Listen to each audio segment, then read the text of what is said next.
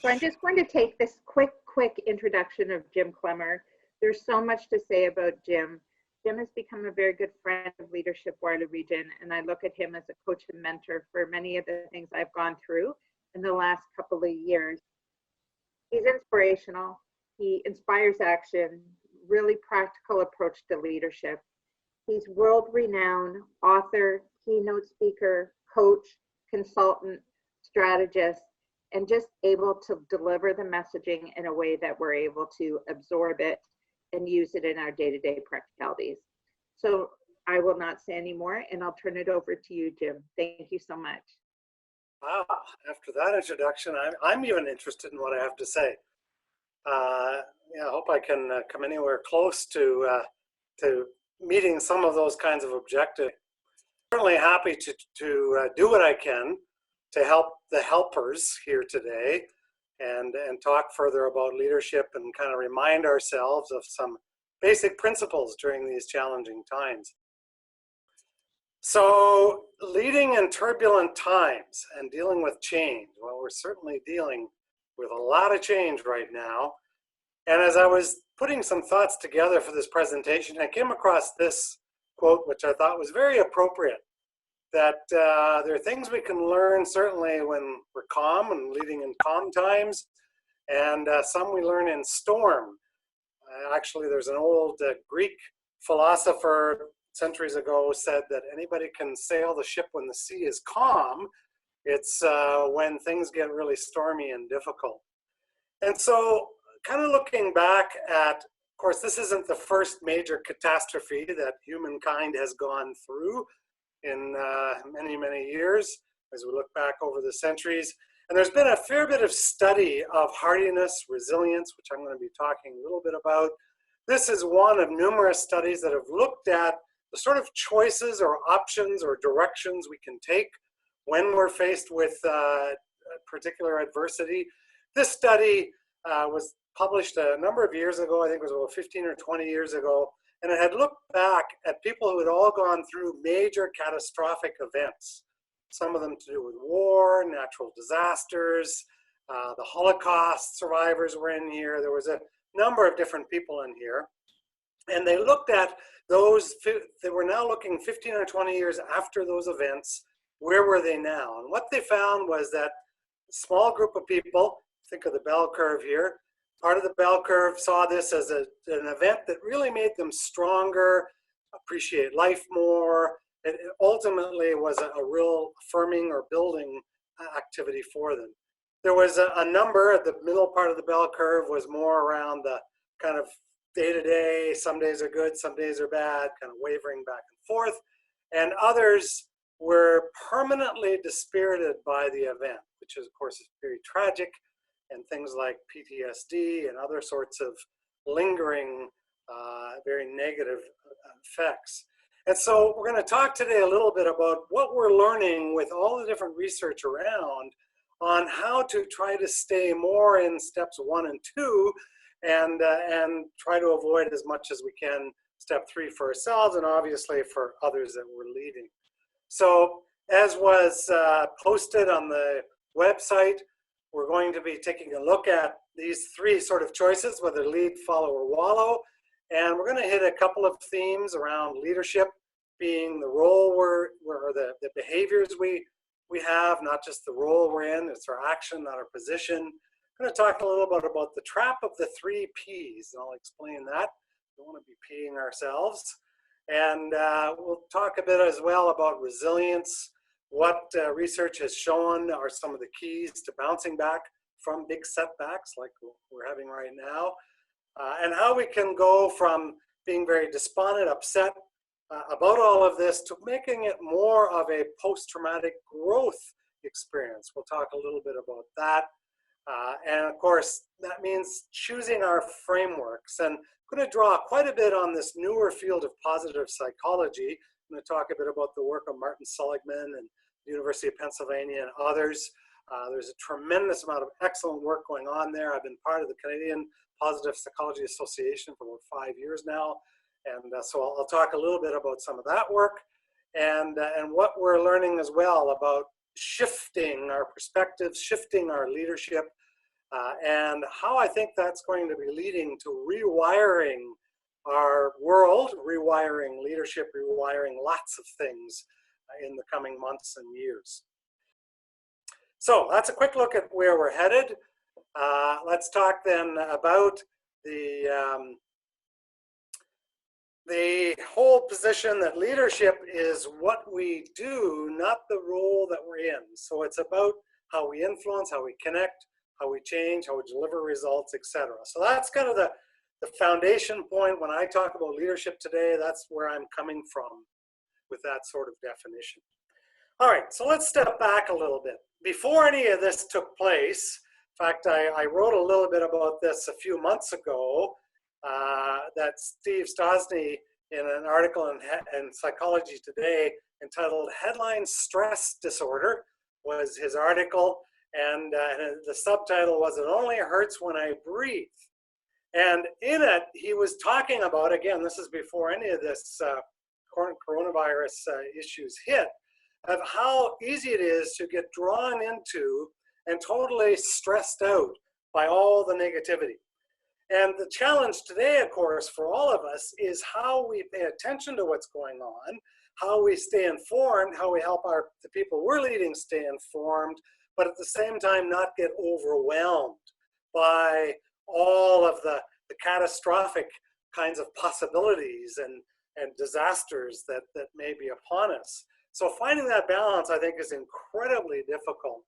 And avoiding some of what years ago in psychology, going back quite a number of years ago, was called the availability heuristic, where there's a tendency to estimate the risk and probability of risk and so on by what's in the news lately, and especially because we're hardwired to notice much more of what's wrong and more of calamity and disaster than what's right. So it's sometimes very difficult to get that right kind of balance. But if we look back through kind of the perspective of history, one of the terms that's become quite well known is this too shall pass. And where that really got popularized was about 150 years ago, when William Blackwood published an article in which he said this. He talked about, he told the story of an Eastern sage who was looking to have sort of a perpetual description of human affairs engraved, it turned out on a ring. And so what he had engraved was, "And this too shall pass away."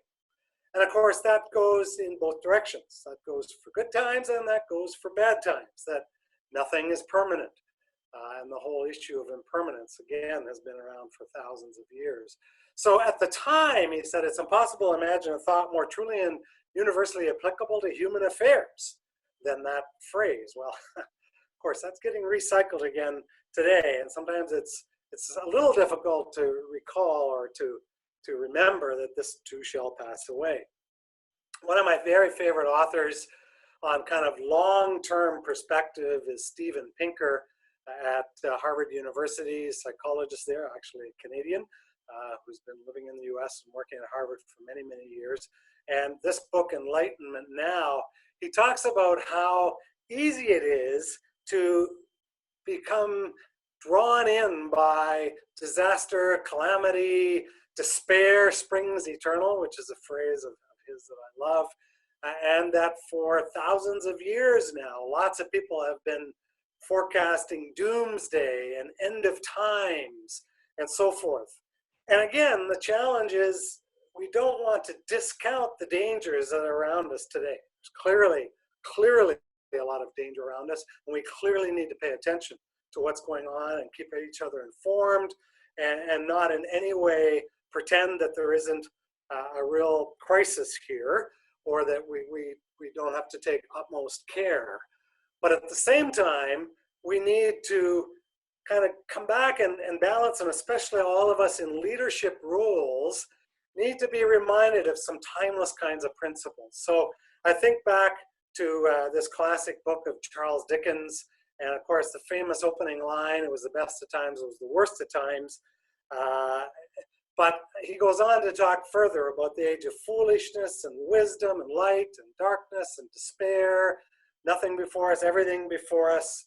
and we're all going direct to heaven or going direct the other way. And in my mind, what this really does is point out the sort of extreme or the choices that we have as to which perspective we want to bring to things.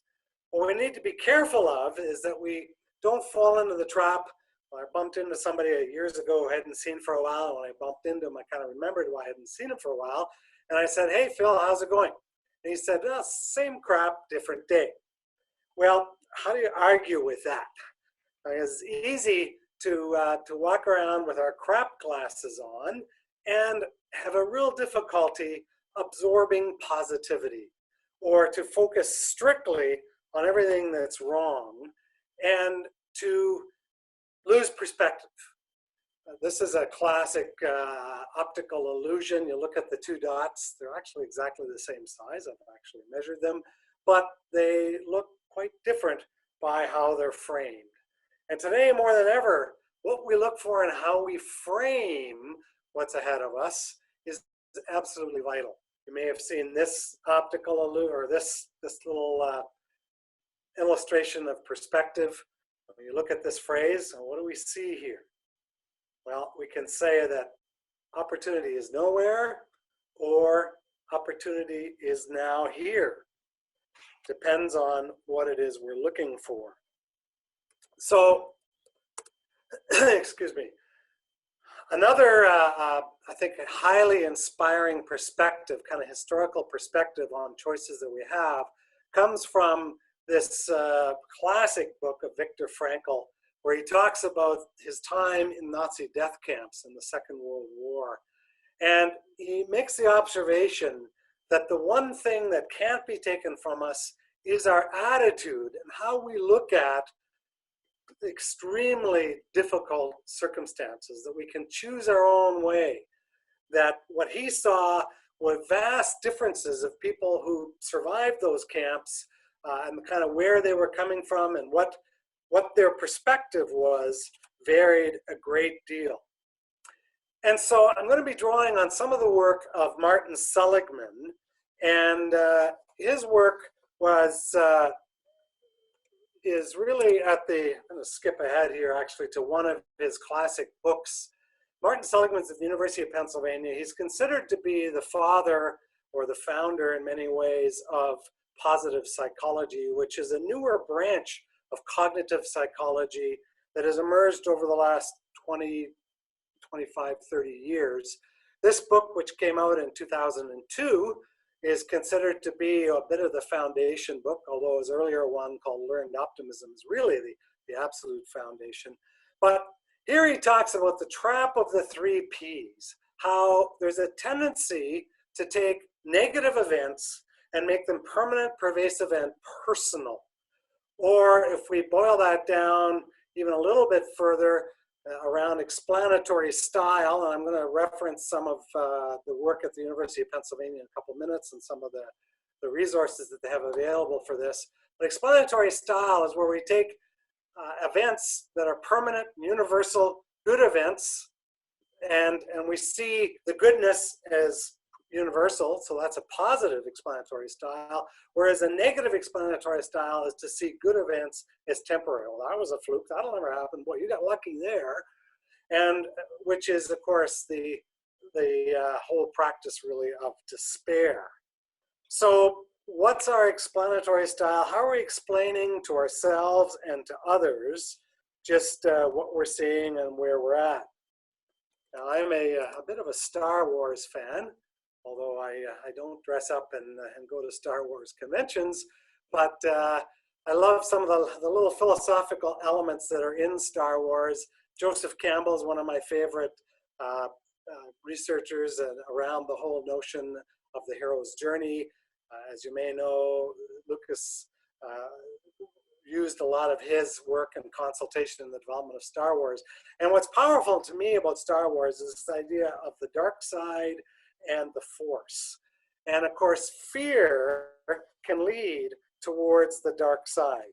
And it can take us into some very dark, difficult places.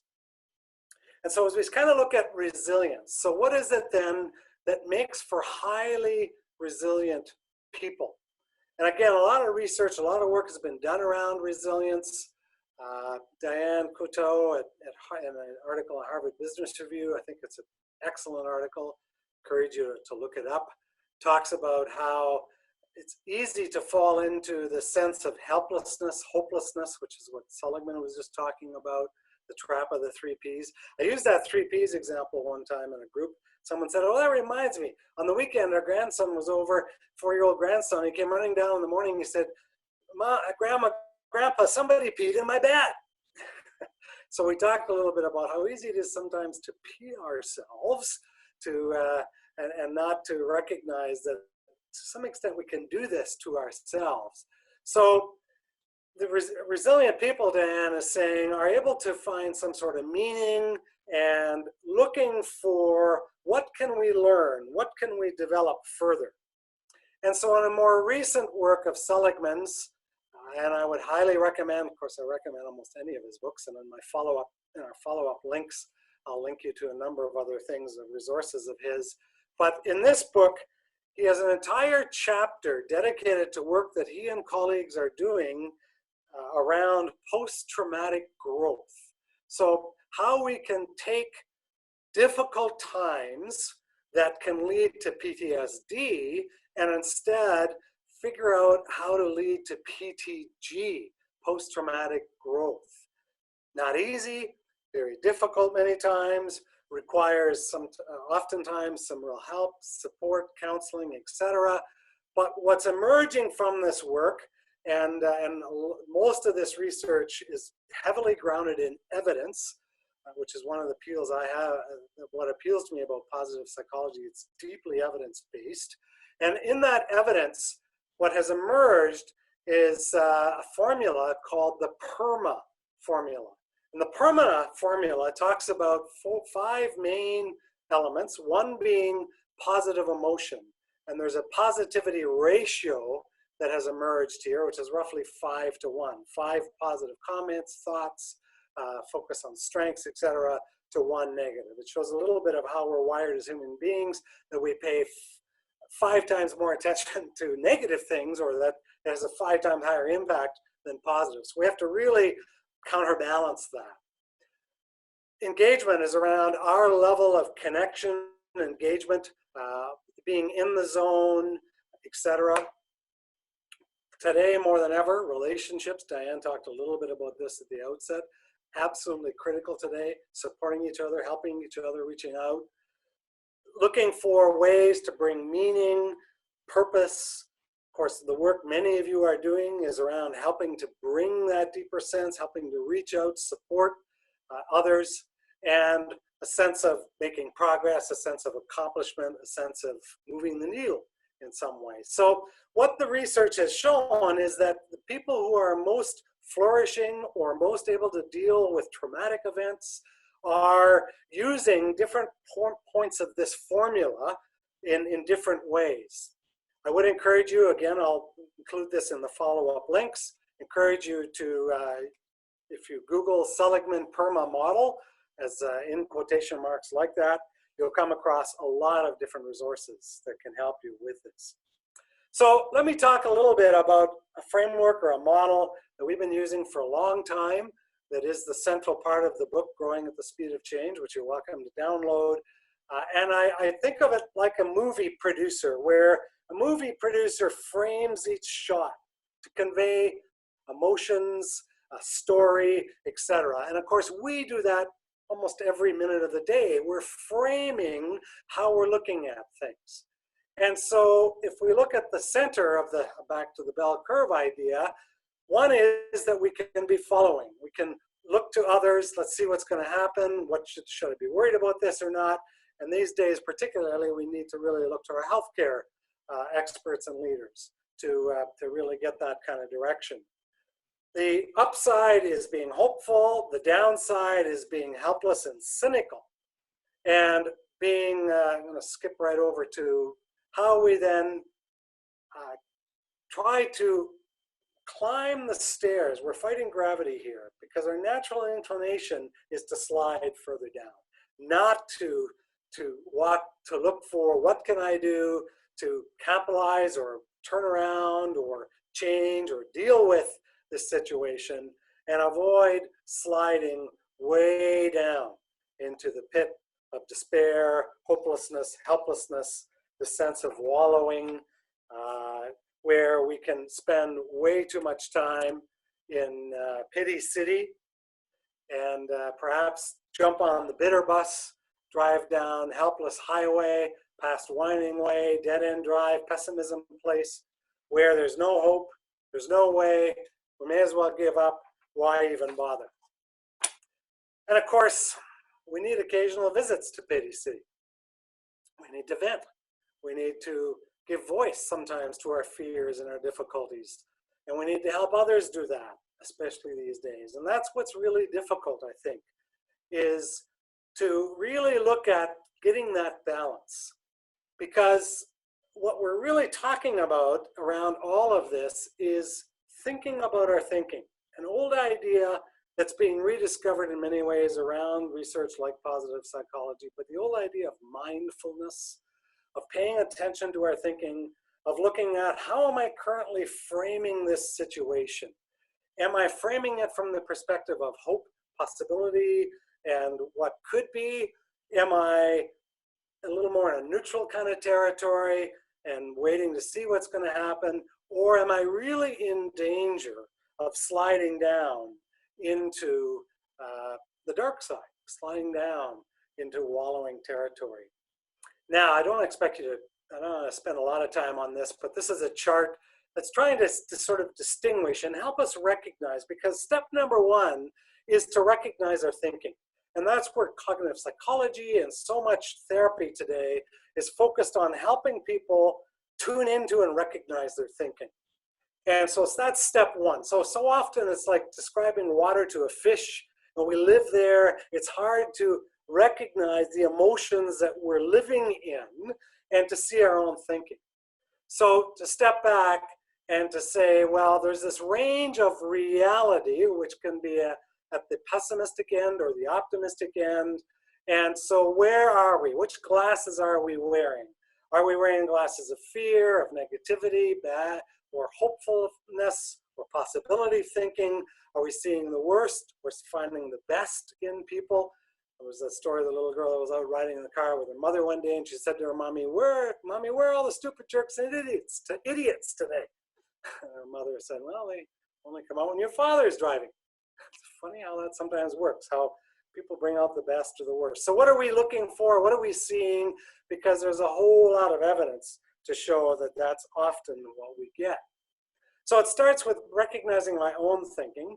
Then it goes on to saying, well, what is it that I see in others, in my leadership role, in my support coaching role to others?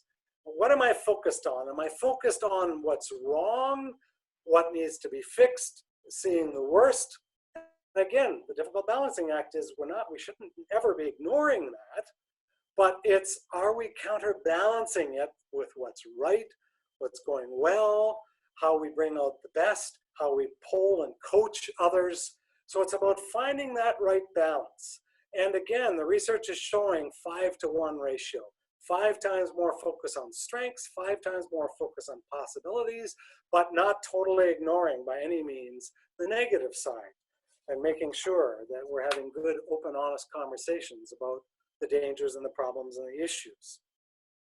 So where I want to go with in the next number of slides then is to provide you with a bunch of possibilities, of options, ideas, because the shift has hit many of our plans. John Lennon in one of his songs had that famous line that life's what happens while you're making other plans. Life has certainly happened in a very different way than all of us expected just a month ago. So what are our choices when it hits the fan? This, by the way, is a Dharma doll that you see on the left, which is the Japanese symbol. It is heavily weighted on the bottom. When you push it down, it pops back up again. And so it's to remind everybody that we need to be resilient and pop back up. So how do we do that? Well, how do we keep ourselves in leading mode? And how do we help others our teammates or colleagues spend more time in leading mode. So I want to give you a series of ideas, suggestions, a kind of menu that hopefully some of this will be helpful to you, and take from it what you think might be helpful. So we'll start first of all with taking care of ourselves, because there's that old analogy, it's been around, it's almost become a cliche, of the oxygen mask, putting the mask on yourself first in the airplane, right, and then take care of your child, because our tendency might be to look after somebody else first, but we can't be of any help to anybody else if we aren't looking after ourselves. So we've got to really make sure, especially today, that we're looking after ourselves so we can be in shape to look after others. So some thoughts. Well, I'm a huge believer in meditation, and I found especially in the last few weeks, this has been enormously useful for me for sleeping at night, to start the day. I highly recommend Insight Timer, which is an app that's available in Apple and in the Android store. It has over 24,000 apps, or 24,000 meditations of all different sorts, and guided meditations, all sorts of meditations. And I've been using it for years. I find it's all free. It's an enormously useful resource. Our family is using it, and it really helps, I find, to calm, reduce stress a little bit, get our focus on that mindfulness, thinking about our thinking, watching our thinking, looking at our thinking, taming that monkey mind, racing thoughts that keep us up at night or that drive us crazy at 3 in the morning, and really trying to get a better handle and a balance on all of that. So highly recommend, whether it's this one or whatever, that you practice some form of mindfulness, meditation. I think it's absolutely vital today. I've also been a long time big believer in visualization and imagery. Some of the meditations available in this app are around visualization, around imagery, visualizing your body in a calm state, visualizing the outcome you want to see with your team, with your organization, with yourself, visualizing harmony, visualizing strong relationships, whether it's at home or in the workplace or wherever it may be. But again, tremendous amount of evidence in the whole field of neuroscience showing that visualization and the imagery that we have, it has a tremendous impact on our expectations and on all sorts of outcomes. I also would encourage you to really look for rational optimism. Now, I've published in the last couple of weeks a number, I'm publishing daily now, a blog or an update on LinkedIn and Facebook and other places. So you can follow there if you want to follow. But I'm publishing what are some reasons for optimism, not again to ignore the problems, but to try to keep perspective, or what are we learning? What are some things that we can take away from all of this that we can, that are reasons for some hope and some possibilities? Because the opposite, to be given to despair, is just really unthinkable. And so it means really catching your catastrophic thinking. This is a basic tenet of positive psychology. It links all the way back to the idea of thinking about your thinking, seeing your thinking, catching your catastrophic thinking. What I have done in the past, haven't found I've had to do it quite as much lately, but I've actually worn a little elastic on my wristband. And when I catch myself thinking something catastrophic, just snap the wristband. We've had a couple of personal challenges and tragedies over the last year in our family, and it's been very, very easy to go into the dark side, to let the dark side come in. And so catch yourself and finding a way to snap out of it and say, whoa, wait a minute. Let's get things back in perspective. Let's look at that thinking. Is that thinking really helping? I'm going to talk about a formula, a positive psychology formula in a moment that's aimed at this. Gratitude lists.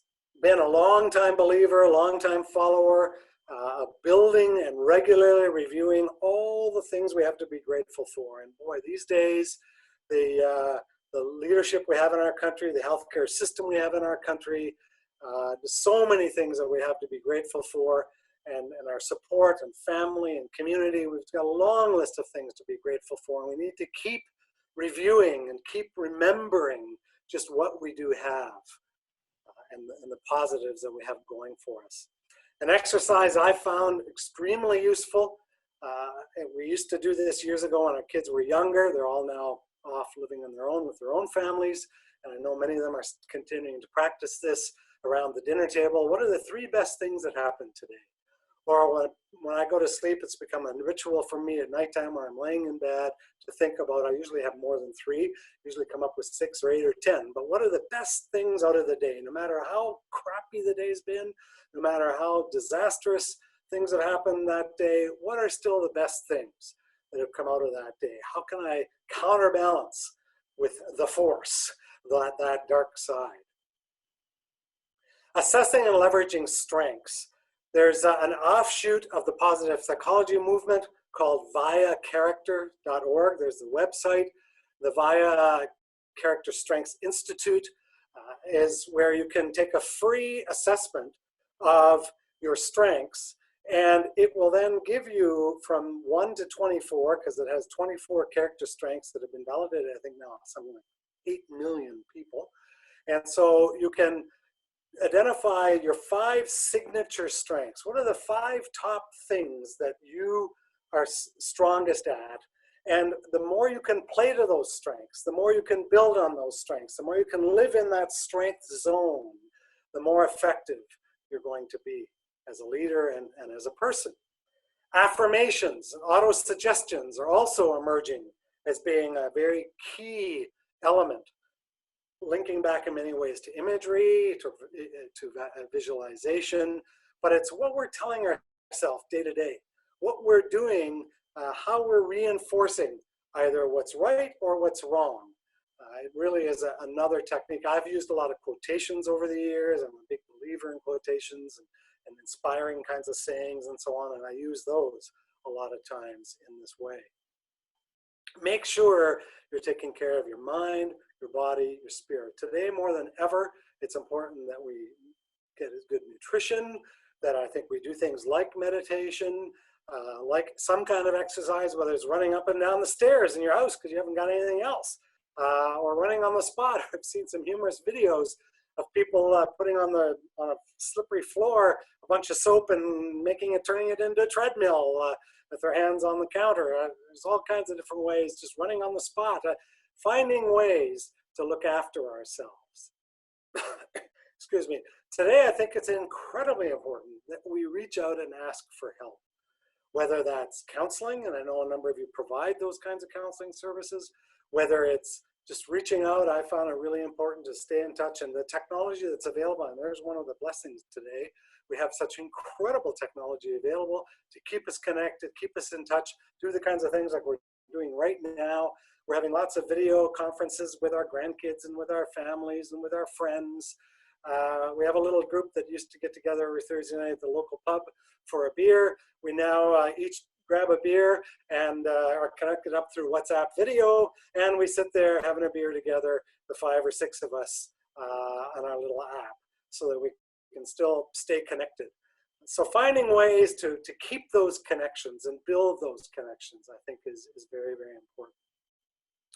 One of Seligman's books is called Learned Optimism. It is an outstanding book. Highly recommend it. It is, I think, the beginning point. It came out in 1990. So it was very, very early pioneering work around how we can learn to be much more optimistic and the tremendous impact and benefits that that has. And lastly, I would say, well, does your calendar reflect all of these values and priorities? And really doing a check from time to time. Am I on the right track? So I mentioned the formula for strengthening optimism. It's the ABCDE formula that comes way back from Learned Optimism. It talks about recognizing an adverse event or situation. Again, it's thinking about our thinking. It's recognizing that, which is often difficult, step number 1. And then what are my beliefs about that event? What's my explanatory style? This is where the trap of the 3 Ps and so on comes in. And if I keep believing and thinking that way, where's that going to take me? Usually it's not going to take me to a very good place if I'm falling into the trap. That's the dark side. It's sucking me down. It's pulling me in.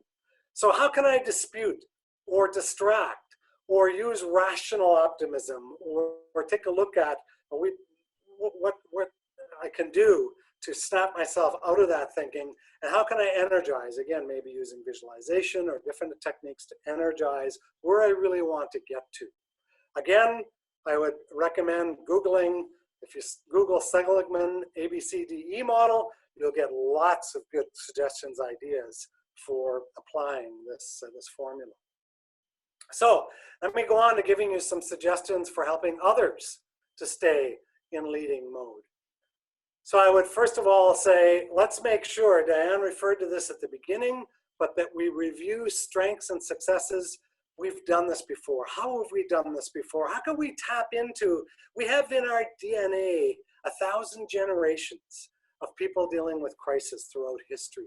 It's deep in us. How can we tap into that? How can we draw on the resources and on the strengths and the successes that we've had and use the force rather than allowing the dark side to overwhelm us? Draw on the force, use those strengths, balance the strengths we need to make with the shifts we need to make. And of course, big shift we're making right now is social distancing. We clearly need to be doing that and continue practicing that and using things like this technology. And so how can we blend strengths and shifts and maybe have conversations about that with your own team, with your own people, and agree on ways to limit pity parties. Some groups have looked at, that we've worked with on this over the years, have said, whoop, sounds like that's the bitter bus, sounds like getting on the bitter bus, and they've even had a little fine pot kind of systems, but then realizing, well, you know, we do need to vent once in a while. So let's maybe have a short visit to Pity City. Okay, let's take a 5-minute pity break here, and let's give vent to all of our fears, frustrations, problems, issues, and just get it out. All right, let's now step back and take a look at, okay, so where do we go from here? We feel this way, we're enormously frustrated or angry or upset or emotional. Let's acknowledge that. Now let's figure out how to reframe, how to refocus, how to get ourselves back on track again. One thing I've found extraordinarily useful at retreats over the years and lots of different situations, or even just starting with your meetings, or maybe the next conference call that you have, where you just talk a little bit about what have we accomplished in the last week or two? What are the good things that are going on? What's some of the recognition? What should we celebrate? What are the positives? Because that can be really energizing. And again, it can bring us back to balance, to say, hey, there's a lot of good stuff happening. Hey, there's a lot of things we can do. Most of this call is going to be focused on what's wrong, what we need to fix, we need to do all of that, but let's do it from the realm of possibility, from what could be, from what we've been able to do in the past, from the strength that we're coming from. The old cliche of starfish story, probably you've heard this story a number of times in the speaker world that I live in. It's become a little bit of a joke about how the starfish story has been so overused, but it's the idea of the person walking down the beach and throwing stranded starfish who are washed up in the beach back in the water, and somebody coming along and saying, there's thousands of them there on the beach. How are you ever going to save all of these? And the person throws the one back in and says, well, I can't save them all probably, but I can save this one, and this one, and this one. And so it's a reminder that let's maybe share those stories and those examples of how we're helping one person at a time, one family at a time, one group at a time, and making some kind of difference, a sense of progress, a sense of making a difference in one way or another. Also strongly recommend this is a time to do some real sweet spot coaching as a leader, looking at the alignment of strengths that your individuals or coachees might have, what their passions are, and what the organization or community need might be. So how can we keep those lined up? These are we call it the coaching sweet spot, and continuing to look for ways to do that. An exercise I've used a lot over the years in lots of different settings is what should we keep, stop, start doing? It can be at a personal level. What should I as a leader keep, stop, start doing? Please give me your feedback. Or what should we as a team be doing? What's been on these calls that we're doing regularly? What's working, what isn't working? What do we keep, stop, start? It's an excellent kind of progress check or a little bit of review to be doing periodically, so that we're balancing working in the team or in our leadership role with on the team or on our leadership role. Courageous conversations are absolutely vital today. One of my previous books was called Moose on the Table, and it was all about having open, transparent, courageous conversations. That this is absolutely vital. We need to find ways to make it safe, make it maybe anonymous, but find ways for people to be able to say what they really believe or feel, or what's really going on. There's just way too many examples of how things get suppressed or held back, and it makes the situation much, much worse. Practice upward leadership. It's not enough to just lead your team. You may need to lead upward as well. Sometimes that's every bit as critical, to take initiative, to do the sorts of things we're talking about here, possibly even coaching upward, but finding ways to reach up to the people that you might be reporting to, or to your board, to others that may be part of your direction, or your team, or bosses that may be getting a little off track right now. This is an excellent time to step back and to really say, what do we need to do? What can we get rid of? What do we prioritize? I mean, we're being forced to do that to a large extent, and we need to just constantly be doing that even more ruthlessly or vigorously today, just like in the garden. That's how we encourage new growth, is to get rid of weeds and old growth. Regularly checking in with yourself, with your team, obviously loved ones, family, emotional check-ins. Where are people at? Finding ways to check in and to allow some of the venting, allow some of the dealing with some of those issues. Now more than ever, serving your servers. What do you need? How can I serve you? How can I support you? What can I do? And of course, means even more, you need to take care of yourself in order to be in a position to be able to help others. And today it's especially critical to balance information and communication. I'll often ask in a workshop, how many people here want more communication? Just about everybody puts up their hand. How many people want more emails? Almost nobody puts up their hand. And yet, what do many managers do when they hear that there's more communication needed? Send out more emails. So there's a big difference between information, which is often one way in giving it, and communication, which is usually conversational and is certainly two-way. Okay, well, let me finish up here with how I think this time is going to rewire and reboot and re-energize our world in many ways. I think it's going to illustrate even more how interconnected and interdependent we are as a world, as a community, as a country, and hopefully we'll carry all those lessons on into the future once we get through this. That harnessing the power of collaboration and teamwork today is especially vital. Again, hopefully we'll build on that and see how critical that is as we go forward. I mentioned earlier about courageous conversations. Hiding or ignoring bad news leads to disaster. It leads to safety disasters. It leads to organizational disasters. There's evidence that at Boeing, it led to the death of, or the downing of 2 airplanes. I mean, there's so many examples that of how we have to create environments where people can tell us what is going wrong or what the problems might be. So we really need to work at building transparency, openness, strengthening trust. Again, hopefully this time will continue that idea. I think this time as well is illustrating to many people that, hey, this working from home, this virtual collaboration has some real benefits. And maybe we need to, once this is over, balance that out just a little bit better. We also are seeing the importance of being rich in relationships, rich bank accounts in relationships, so that we can draw down on those, and we need to continue to strengthen those relationships.